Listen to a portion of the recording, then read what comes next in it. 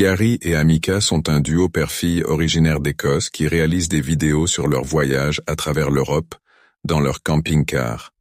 Les vidéos sont généralement assez réconfortantes et divertissantes, mais dans cette vidéo en particulier, Gary et Amika ont eu une rencontre assez troublante. Ces images ont été téléchargées en mars 2023 lors d'un voyage dans la forêt de Tandsmuir, dans le Fife, en Écosse. Alors qu'ils se promenaient dans les bois, Amika a dit à son père qu'elle avait entendu des voix près d'eux, et après avoir cherché un moment, voici ce qu'ils ont trouvé. We just stopped and had a look in these woods. Look at how scary that is. Put the torch on. Here's even one on the ladders. Oh, there's someone lying on the ground. It's falling over. Look at the one on the ladders going up the tree. Yeah. Oh, yeah, that's creepy. What about the washing line over there to the left? Yeah, there. Keep it there. That is weird, isn't it? There's one over there that isn't actually a person. There's a doggy there. En plus de dizaines de mannequins effrayants déguisés en costumes, ils sont tombés sur des peintures assez troublantes accrochées à l'extérieur de la petite cabane au milieu des bois. J'ai fait quelques recherches et trouvé plusieurs autres chaînes qui ont présenté l'étrange cabane, mais la seule information que j'ai pu trouver était que les mannequins et les peintures avaient probablement été installés là à un moment donné en 2021. On ne sait pas exactement quel est le but de tout cela, mais ceux qui l'ont mis en place ont clairement fait beaucoup d'efforts pour que ce soit aussi inquiétant que possible. Alors que Gary et Amika sortent des bois, une voiture commence à s'approcher d'eux de l'autre côté, et Gary commence à se sentir un peu inquiet. Heureusement, ils ont pu revenir au camping-car sans avoir à croiser le chemin de la voiture. Au moment du téléchargement de cette vidéo, il n'y a eu aucune mise à jour concernant cette découverte troublante. En 2021, le youtubeur Matt Field a passé la nuit dans une grotte sombre, au milieu de nulle part, en Australie, après qu'un ami lui ait raconté une expérience troublante qu'il avait vécue dans cette grotte et l'ait défié de passer la nuit là-bas, seul. La chaîne de Matt est un peu plus extrême que les autres chaînes d'exploration en plein air, et ses vidéos le montrent souvent en train de quitter la civilisation pour des lieux reculés pendant plusieurs jours, ne vivant que des poissons qu'il pêche et des animaux qu'il chasse. Dans la vidéo, il mentionne qu'il n'a pas emporté d'eau pour le voyage, espérant en trouver à boire dans la grotte. Après environ 4 heures de marche, il trouve finalement la grotte et descend par une échelle en métal installée par l'homme. En s'aventurant plus profondément dans la grotte, Matt rampe dans différents trous qu'il découvre pour voir si l'un d'eux mène quelque part. À ce moment-là, il commence à entendre des pierres tomber près de l'entrée et le bruit d'un animal qui semble marcher autour de lui. À un moment dans la vidéo, il mentionne qu'il a l'impression d'être observé, et les choses deviennent un peu plus inquiétantes vers 23 heures, lorsqu'il commence à manger ses haricots au four pour le dîner. That is beautiful. Baked beans in a haunted cave. Oh my God. That was the sound. That is the sound. Did you hear that? Look at my arms. I got full goosebumps. It's the chains moving when I climb down the ladder.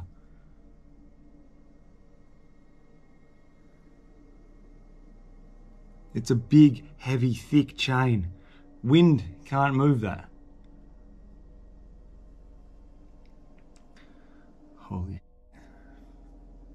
Lorsque Matt a enregistré cette vidéo, ce n'était pas du tout une nuit venteuse, et le fait que la chaîne bouge ne peut signifier qu'une seule chose. Il y a quelqu'un ou quelque chose là-bas avec lui. That chain moved just then. It is 100% now. I heard it before. I'm 100% certain it's the chain that I walked in, that you climbed down into this cave on. It's moving. Now, you can't move that chain with wind. It's way too heavy. There is no wind coming in here. There's no wind even for... Holy...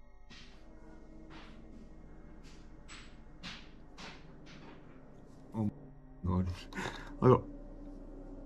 You must have heard that just then.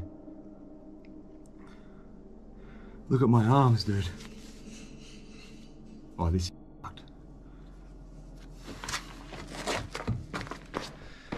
Okay, well, I've got my backpack back on and I'm booting on out of here. I just heard a sound. It's not normal. It's definitely not a normal sound and I'm scared. I'm not gonna lie. It's probably about 2 hours, 2.5 hours after I checked in with you guys, so it would be around 2 o'clock, 1 o'clock in the morning, and that sound was not normal. I'm getting out of here. Après que les bruits inquiétants se soient calmés, il change d'avis sur le fait de quitter la grotte et décide de passer le reste de la nuit près de l'entrée. Quelques heures plus tard, il a signalé avoir entendu des sifflements qui ressemblaient à des voix humaines. Mais après avoir exploré la grotte, il n'a rien trouvé qui puisse produire ces bruits. À part de gros animaux, la pire chose qui aurait pu arriver à Matt aurait été de tomber sur un squatteur hostile vivant dans la grotte, bien qu'il soit peu clair pourquoi quelqu'un voudrait vivre là-dedans.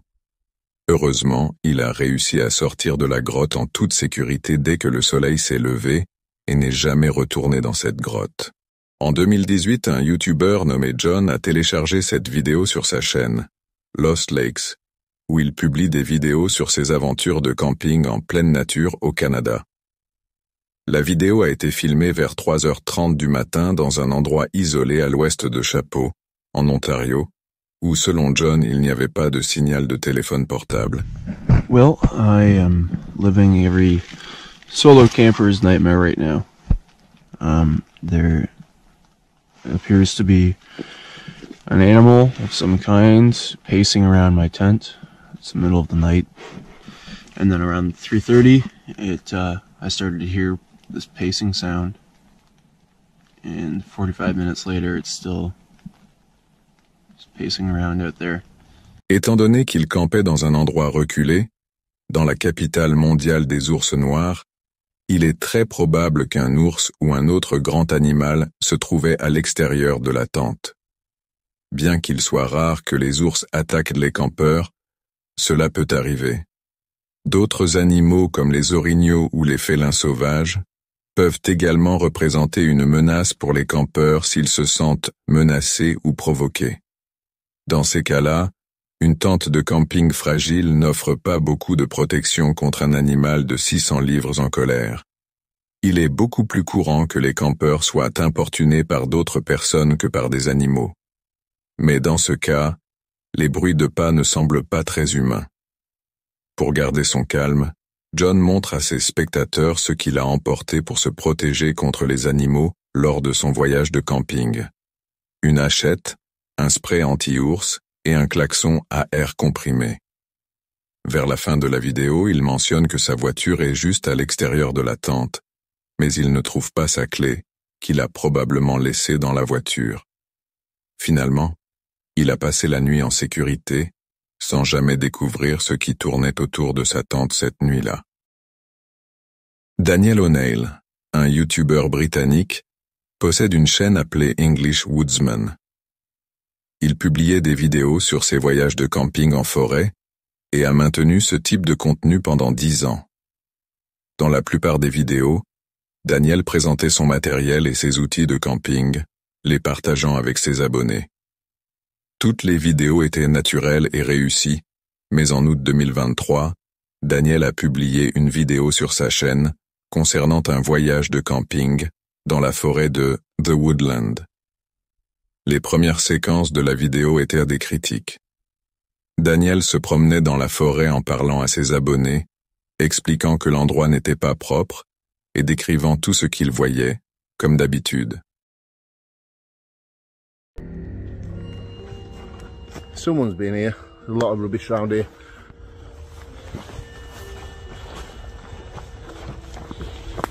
Yeah, look at the state of this. It does get used, doesn't it? Puis il continua à marcher pendant 20 minutes pour choisir l'endroit où il installerait sa tente et passerait la nuit. Cependant, il s'assit pour se reposer et manger avant de commencer à préparer le site. Pendant qu'il mangeait et parlait à la caméra, des événements imprévus commencèrent à se produire. I'll be out Friday night, but I'm going away Saturday, so I've got a bit of a drive as well, so I didn't want to be tired, and it's going to throw it down Friday night as well, and rain camping is really good.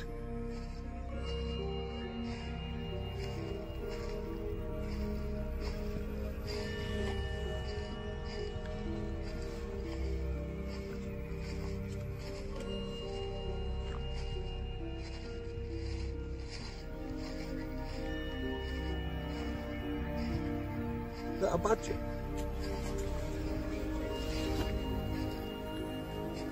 Hello?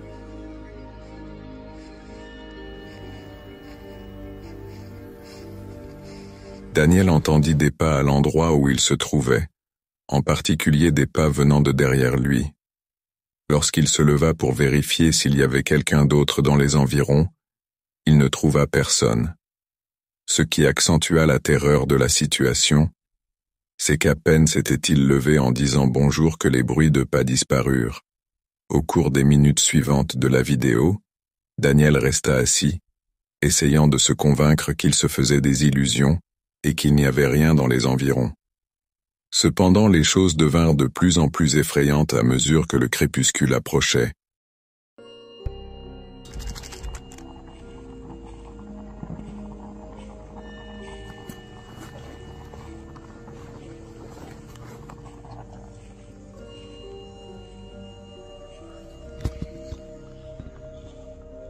There's that noise again now.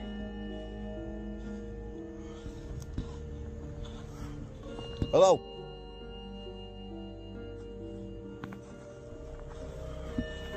Hello?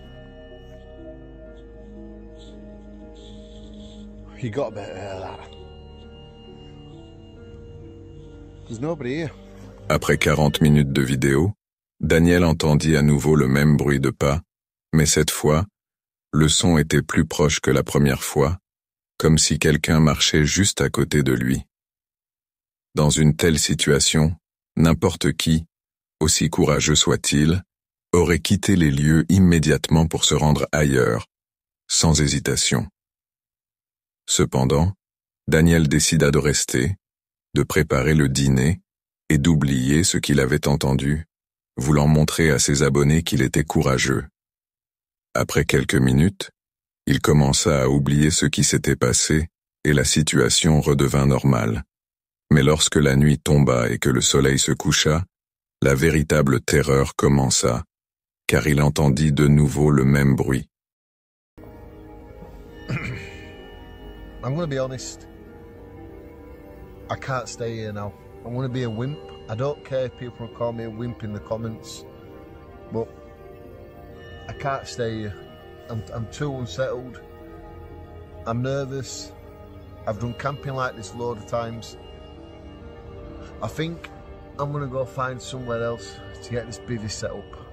But I'm leaving this spot.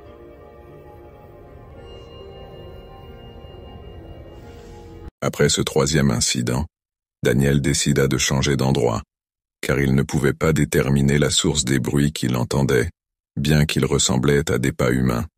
Il y avait donc une possibilité que quelqu'un le suivît en forêt. Changer de lieu fut l'une des meilleures décisions qu'il ait prises, car ces bruits pouvaient représenter un danger pour sa vie, surtout que leur origine était inconnue. Même lorsqu'il envisagea la possibilité qu'il s'agisse d'un animal marchant dans les herbes, il se rappela que les herbes environnantes étaient vertes, rendant improbable un tel bruit. Beaucoup de gens lui écrivirent que les sons qu'il avait entendus ne pouvaient pas être ceux d'un animal, et lui assurèrent qu'il s'agissait de pas humains. Mais dans tous les cas, changer d'endroit fut l'une des meilleures décisions de la vidéo, car personne ne peut prédire ce qui aurait pu arriver à Daniel cette nuit-là. En avril 2019, un YouTuber nommé Jason a mis en ligne une vidéo sur sa chaîne, Happy Mountain Trekkers, dans laquelle il a filmé son excursion en solo pour passer la nuit en montagne. Sa chaîne est dédiée à tout ce qui concerne les activités de plein air, et Jason y publie fréquemment des vidéos de ses aventures de randonnée, de camping et de survie en forêt. Dans cette vidéo en particulier, sa montée vers la montagne se déroule sans incident notable. Dès son arrivée au campement, Jason commence à monter sa tente et montre à ses spectateurs comment il allume un feu, alors que le soleil commence à se coucher. En attendant la fin de la journée, il essaie de sculpter une cuillère. Et c'est à ce moment-là qu'il rapporte avoir entendu un bruit étrange provenant du sommet de l'une des montagnes. Il l'attribue à un oiseau ou à un autre petit animal, puis continue à s'installer pour la nuit. Vers 21h, il éteint sa caméra pour aller se coucher, Mais moins d'une heure plus tard, il se réveille en entendant un bruit étrange qu'il dit n'avoir jamais entendu de sa vie. Il mentionne que cela ressemblait à un cri animal guttural, mais comme le bruit provenait de très loin, il n'a pas pu identifier ce que c'était. I'm still rattled. I've never heard anything like that in my life. It sounded like a mix between almost like a pig, some kind of, I hate to even say it, but a pig, an ape, and the calls almost sounded like how the velociraptors communicate with each other on Jurassic Park. I've never heard anything like that in my life. Encore secoué par ce réveil brutal, il essaie de se rendormir, mais quelques heures plus tard, vers 1h du matin, il se réveille de nouveau en entendant ce qu'il décrit comme le bruit de quelque chose, ou de quelqu'un, tournant autour de sa tente. Whatever it is, it's close.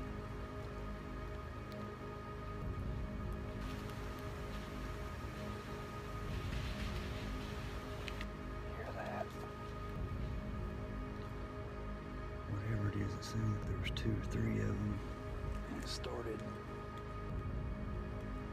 the other side of my camp, went around my perimeter. Si l'on regarde attentivement dans le coin inférieur gauche de l'écran, on peut voir le reflet de ce qui semble être 1 ou 2 paires d'yeux lorsque Jason balaie la zone avec sa lampe de poche.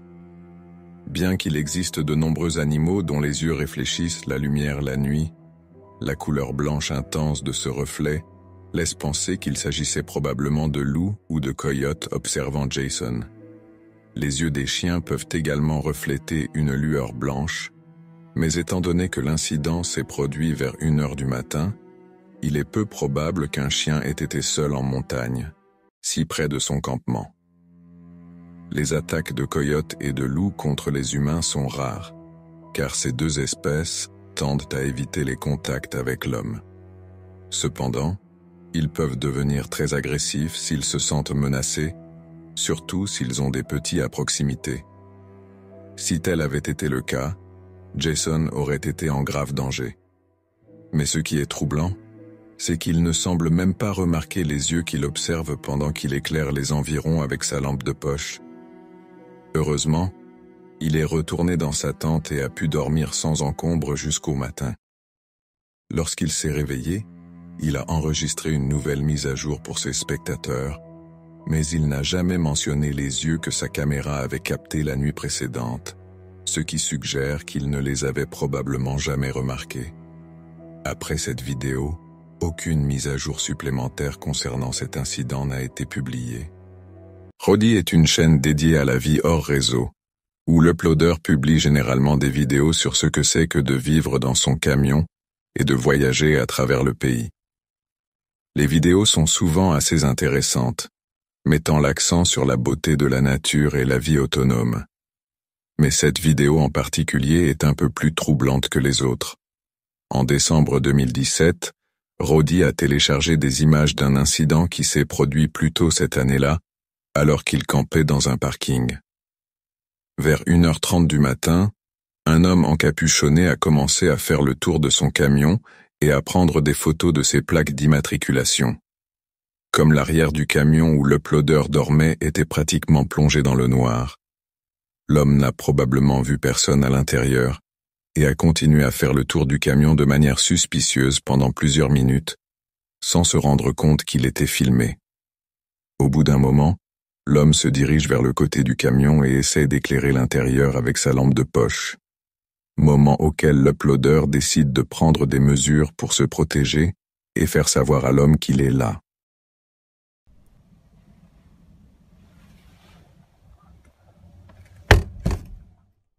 Immédiatement après que l'uploader frappe du poing à l'intérieur du camion, l'homme suspect s'enfuit. On ne sait pas exactement ce qu'il avait prévu de faire, mais au vu de son comportement, cela ne pouvait pas être quelque chose de bon, et il prévoyait probablement un vol de voiture. Heureusement, l'uploader a pu s'en sortir sain et sauf et passer la nuit ailleurs.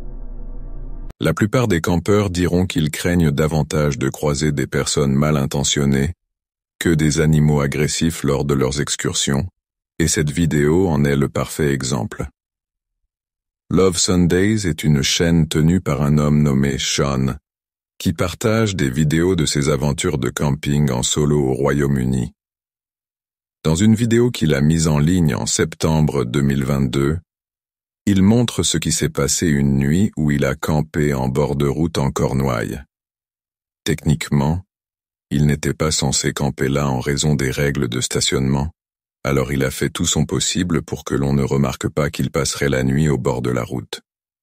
Avant le coucher du soleil, il entre dans son van et commence à préparer le dîner, en faisant le moins de bruit possible pour éviter toute attention indésirable.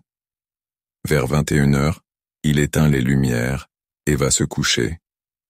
Tout semble bien se passer, mais aux alentours de 2h du matin, la nuit de Sean prend une tournure assez troublante.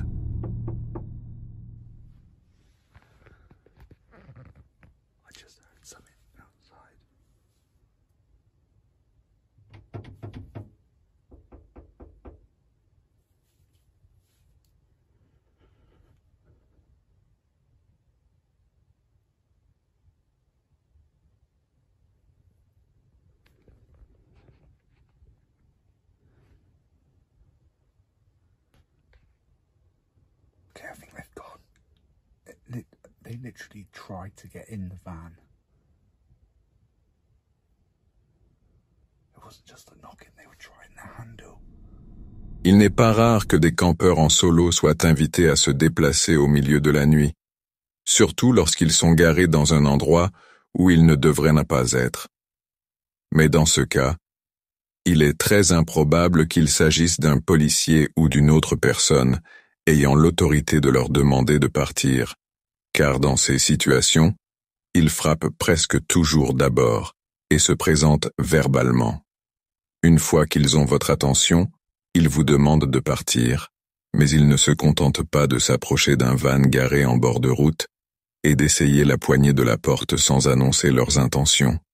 Il est donc beaucoup plus probable que quelqu'un essayait de s'introduire dans le van de Sean. Heureusement, la personne qui tentait d'entrer est partie au bout de quelques secondes, et Sean n'a pas été dérangé de nouveau. Ce genre de rencontre peut être extrêmement perturbant, mais heureusement, Sean s'est réveillé le lendemain matin sain et sauf, et a pu reprendre la route vers sa prochaine destination sans encombre.